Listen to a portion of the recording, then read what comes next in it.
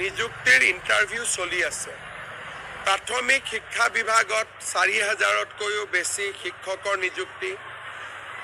আমাৰ সৰ্বশিক্ষা অভিযানৰ পৰা চৰকাৰলৈ শিক্ষক নিযুক্তি, PW ডিপাৰ্টমেণ্টৰ ইঞ্জিনিয়াৰৰ পৰা আদি কৰি এগ্ৰিকালচাৰ ডেভেলপমেণ্ট অফিচাৰলৈকে সকলো বিভাগতে বহুবিলাক নিযুক্তিৰ ইণ্টাৰভিউ চলি আছে। APSC বিভিন্ন পৰ্যায়ত। মই ভাবোঁ ফেব্ৰুৱাৰী মাহত আমি এই নিযুক্তিৰ প্ৰক্ৰিয়াবিলাক সম্পূৰ্ণ কৰি ২৭ ফেব্ৰুৱাৰীৰ আগতে আমি আৰু এটা ভাল নিযুক্তি দিব পাৰোঁ। অনুকম্পামূলক নিযুক্তি আমি মিটিং কৰি নিদিওঁ, এইটো এটা ৰেগুলাৰ প্ৰচেছ। প্ৰতিদিনক দিনাই কিবা নহয় কিবা এটা অনুকম্পামূলক নিযুক্তি হৈয়ে থাকে।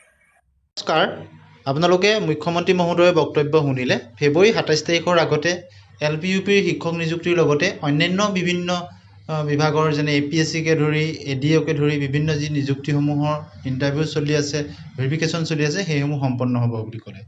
এতিয়া আমি আহিছোঁ DEEৰ ফালৰ পৰা LPUP শিক্ষক নিযুক্তিৰ যি ভেৰিফিকেশ্যন চলি আছে সেই সম্পৰ্কত ২ তাৰিখে এখন জাননী আহিছে।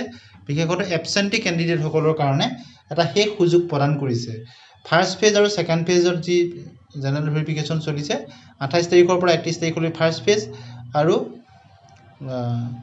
১ তাৰিখৰ পৰা ৩ তাৰিখলৈকে যি ছেকেণ্ড ফেজ, এই দুয়োটা ফেজতে এবচেণ্টি সকলো কেণ্ডিডেটৰ কাৰণে এটা লাষ্ট সুযোগ প্ৰদান কৰিছে আজি ৩ ফেব্ৰুৱাৰী তাৰিখৰ। অৰ্থাৎ তেওঁলোকে যদি এই ৩ ফেব্ৰুৱাৰী তাৰিখৰ এই লাষ্ট চান্সত তেওঁলোক এবচেণ্টিসকল তেওঁলোক যদি উপস্থিত নাথাকে তেনেহ'লে তেওঁলোকৰ কেণ্ডিডেচাৰ কেঞ্চেল হৈ যাব। গতিকে এটা লাষ্ট চান্স প্ৰদান কৰিছে। আগতেও এবাৰ প্ৰদান কৰিছিলে ফাৰ্ষ্ট ফেজৰখিনিৰ কাৰণে। এতিয়া ফাৰ্ষ্ট ফেজ বুলিয়েই নহয়, ছেকেণ্ড ফেজ সকলোখিনিকে মিলাই এবচেণ্টিসকলৰ কাৰণে এটা শেষ সুযোগ প্ৰদান কৰিছে।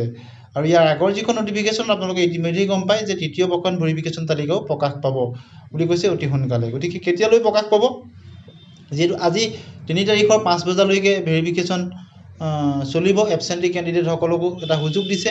গতিকে আশা কৰা হৈছে যদি ৩ তাৰিখৰ হয়তো দেৰিকৈ ওলাব পাৰে অথবা ৪ তাৰিখৰ সোনকালেই ওলাই যোৱাৰ সম্ভাৱনা আছে। যিহেতু ৬ তাৰিখৰ আগতেই ভেৰিফিকেশ্যনসমূহ সম্পূৰ্ণ হোৱাৰ কথা আছে, গতিকে এই সম্পৰ্কত অতি সোনকালেই প্ৰকাশ পোৱাৰ সম্ভাৱনা আছে বুলি ক'ব পাৰি। গতিকে যিসকল কেণ্ডিডেট এবচেণ্ট আছিলে তেওঁলোকৰ কাৰণে ফাৰ্ষ্ট ফেজ আৰু ছেকেণ্ড ফেজত এটা শেষ সুযোগ দিছে। আপোনালোকে দেখিছে ৩ তাৰিখ আৰু মৰ্ণিং আৰু আফটাৰনুন দুটা শ্বিফ্ট দিছে।